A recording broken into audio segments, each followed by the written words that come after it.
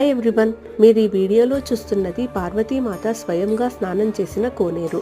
ఈ కోనేరును పరమేశ్వరుడు పార్వతీమాత కోసము స్వయంగా భూమి మీదికి రప్పించారు.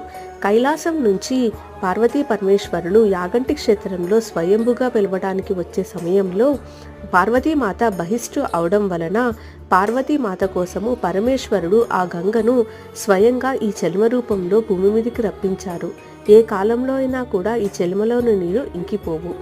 పార్వతీ పరమేశ్వరులు స్వయముగా 5 రోజులు ఈ ప్రదేశంలో ఉన్నారు అని చరిత్రకారులు చెబుతున్నారు. మీరు యాగంటి క్షేత్రానికి వెళ్ళినప్పుడు తప్పకుండా ఈ క్షేత్రాన్ని దర్శించి తరించగలరు.